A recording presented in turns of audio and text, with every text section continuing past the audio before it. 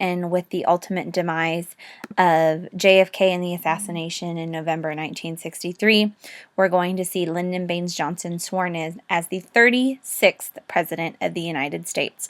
So get your notes out and let's go ahead and get this done. I'm going to try and do it in 4 parts. We'll see if I'm successful with that. And let's go ahead and take a look at the transition again from JFK's New Frontier. Will not be fully realized, of course, because of the assassination.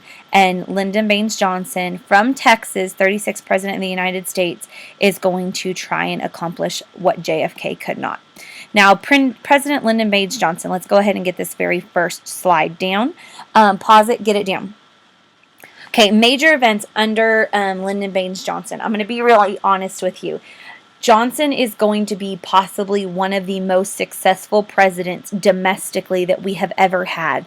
But one thing that is absolutely positively known for sure is that Lyndon Baines Johnson's successes will be far outweighed by the doom that will become the Vietnam War. Major events you have, the Civil Rights Movement. There are 2 things in particular you need to make sure you know.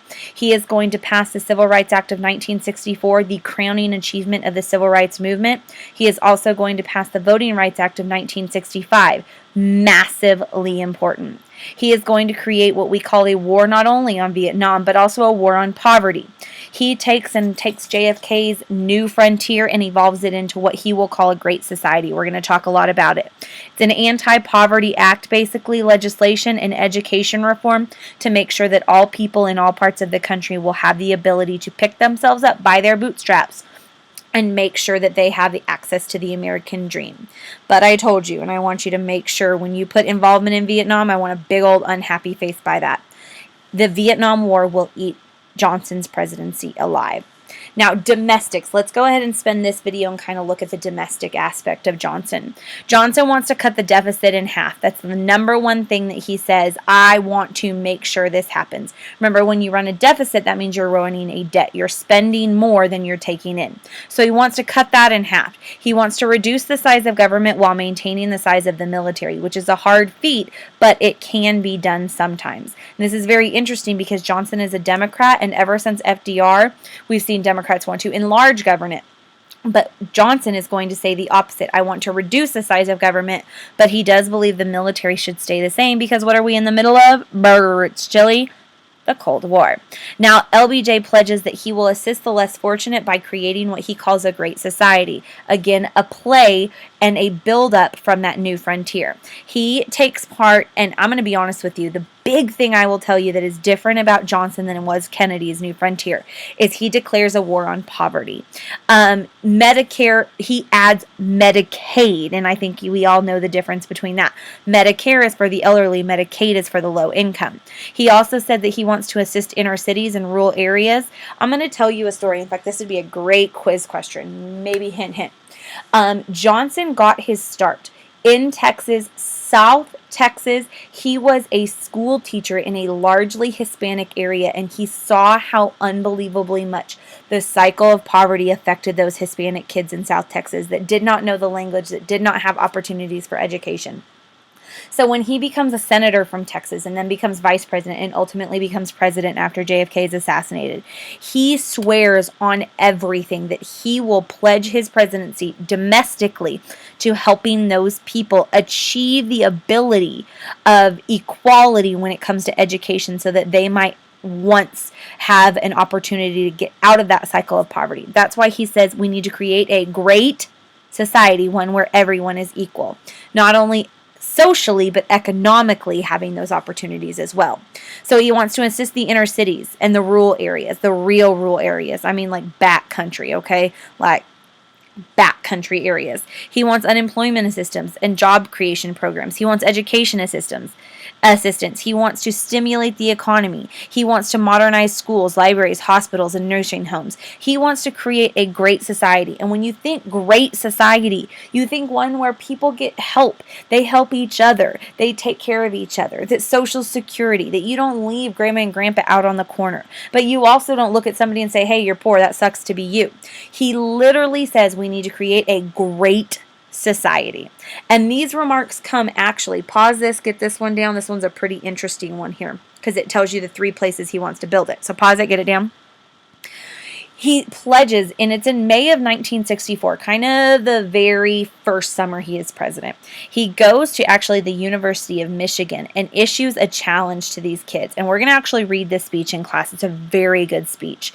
But he says, let's build this great society that has an abundance of all for all and the liberty for all. So not only equality, but also making sure everyone has what they need. He said there are 3 places to build this great society. Number them. First, in our cities. Remember, a lot of people in the 1950s moved out to, where's the big move out besides the Sun Belt? Where's everybody moving because they're having babies? The suburbs. The inner cities were left. And so LBJ says we need to build it in our cities. We need to build it in our countryside or our extreme rural areas, like the places where he was educating those lower income Hispanic kids that had basically been left out to dry. And the last place he wants to create the Great Society, and this is the part that I love, in our classrooms. He says we have to make sure that education is available for all. Now, the war on poverty is going to be his big one. So go ahead and pause this and get it down. This is huge. Okay, the first thing, war on poverty. I want you to circle how many programs right here. Circle it, big old massive. 40 programs that were intended to eliminate poverty. Now, this sounds a lot like FDR's first 100 days. LBJ walks into the office and he says, let's get this done. He wants to improve living conditions, kind of out of the Truman's fairy tale, improve housing, enabling people to lift themselves out of the cycle of poverty. He passes something called housing and urban development. I think I got a little arrow out beside that. Housing and urban development, put HUD. Have you ever heard of HUD? That's basically going to be the Federal Housing Administration of the 1960s, making sure everyone has equal opportunity to housing. Department of Housing and Urban Development. Now, that's going to be another thing that's going to be looking at urban development, urban meaning city. Then, of course, he's going to pass, and I'm pretty sure we all know what this is, the Food Stamp Act of 1964, ensuring that anyone that needs help to nourish themselves has the ability to have that. We have food stamps now. We have WIC. We have, all of this stuff that is helping our extreme poor have access to what they need. And the last one that he does, this one's interesting. Urban mass transportation. Remember, what's the word urban? Urban means city. Mass transportation. Why would, if I'm poor, need the ability to get to transportation in a city? Because I need to get to a job. If I don't have transportation, then I'm going to be unemployed sitting here doing nothing. Johnson specifically says we need to make sure that everyone has equal opportunity to have employment. Urban mass transportation, urban development, housing, that's all things that need to happen. Now, the next thing I have here for you is I really kind of want to show you what poverty in America looks like. Pay real close attention to this. You might see this on a quiz.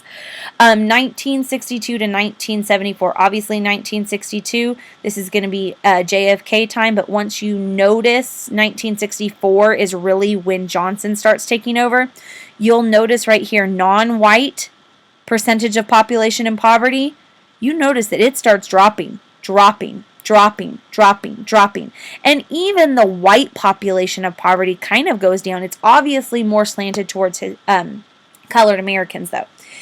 But I'll be honest with you, how you change the cycle of poverty, and this is really important for you guys to understand. If you don't listen to anything I say all year long, please hear me when I say this. If you want to get out of poverty, go to school. Listen in school. You don't like that you don't have enough money to do what you want to do? Get a degree. Change it. Improving education is the number one thing you can do to change your life and end the cycle of poverty. And studies show that we do what our parents do, and our parents did what their parents did, okay? There is a cycle when it comes to generations. I went to college because my parents went to college. My parents went to college because their parents went to college. It's what we did. But imagine being in a family where nobody goes to college or nobody even graduates from high school. You think that that's what is supposed to happen. It's not what's supposed to happen. So if you try to end the cycle of poverty, the number one thing we have to do is educate people. Education, 60 separate bills. I want you to circle that. 60 separate bills that provide for a new, better equipped classroom, okay? They are going to have better classrooms. Minority scholarships. I want you to underline that, minority scholarships right here. Low interest student loans. Literally, we're talking about ACE here. Are we clear? We have the Higher Education Act that's passed in 1965. You have this one is my favorite, star it, the National School Lunch Act of 1968. And of course, the founding of something I bet you've heard of, Head Start, a program literally for low-income kids to get a head start to go to basically pre-K, because you have to think about it. If you're in a poverty-stricken place, okay, if your parents don't have jobs, or if you've got a single mom who's busting her booty to get everything done but still can't pay for a lot of stuff, you think about it, your mom's probably going to be working at night and she can't read you a story to go to bed, so you haven't been read to when you go to class in the morning. Your mom's probably going to have you at a family member's house. So when your mom would have, the suburban mom is probably teaching her kids colors, shapes, letters, etc. The low income inner city kid, they don't have any knowledge. And it's not that they aren't smart, it's that they don't have the ability to learn it if there's nobody there to teach them that. And then imagine being a low-income kid and you go to school and you're hungry. And I don't mean hungry like, oh man, I could use a burger right now. I mean like your stomach is growling, guys. Do you give a crap what I say about Washington's farewell address and isolationism? No, you're going to think, man, I need some food. So the National School Lunch Act, it's supposed to feed kids. Head Start, it's supposed to give low-income kids abilities to learn stuff so that when they start pre-K or when they start kindergarten, they're on an equal playing field with those suburban kids, okay? Minority scholarships like ACE. I could go on and on about this, but if you'll take a look at this just chart right here, African American educational attainment, you'll notice percentage of 4 years or more of high school starts to skyrocket because of this program. That is my favorite one. Now, healthcare, I already kind of started talking about it, so it can be done real quick. Medicare, and then LBJ, remember, he doesn't just care about just the elderly. He says, I want to help those low income. So that's where we get Medicaid. Guaranteed health insurance basically to every American over 65 was Medicare, and low-income families, that's Medicaid. Eventually passed during LBJ's administration. It was basically going to be JFK's baby, but LBJ is the one who gets it through, and remember, he adds it as an amendment to Social Security. You need to know that, okay? Medicare and Medicaid. Last part of a great society, you can't just feed my mouth, you have to feed my brain. So education in the arts and the environment in the arts. Pause this one, get it down. This one's important. Okay, so with this one, the environment is going to also be part of a great society. I say great society, you don't think smog and pollution. So one thing that's going to be introduced in the 1960s, the Clean Air Act of 1963, and I'm going to have you add one. You ready to add? You ready to add? The Clean Water Act as well is going to be. So clean air and clean water are going to be important here. This is when we kind of get to our green movement, okay? We're about to get there in the 70s. National Endowment for the Arts and the Humanities, government funding for artists, writers, and performers. I kind of think, remember the WPA under FDR, painters to paint and writers to write. This is going to create the National Foundation of the Arts and Humanities Act. This is going to feed the brain and the culture of this country. Not just that our great society is equal opportunity and equal civil rights and equal jobs, equal classrooms, and saving the environment. We also need to advance ourselves as a culture. But here's the downside. Ooh, this is the real hard one. Are we clear? This great society will cost money. In 1960, the federal spending on social programs, excluding Social Security, was $9.9 billion. When LBJ finishes his first 2 years, that 9.9 turns into $25.6 billion. If you don't think I'm going to ask you this on a quiz, you're wrong. You better get it down. It goes from $9.9 billion to $25.6 billion. That's going to cost a lot of money. And when war breaks out, war costs money, does it not? War and the Great Society will put us so far into debt that you can only maintain one of them. This is our very last slide on this one. Areas addressed by the Great Society: education, then health, then culture, then, I didn't talk about this one too much, down here, war on poverty I did. Then I go up here, down here to civil rights, then environment, we'll do civil rights next, and then finally immigration, which we'll talk about that last.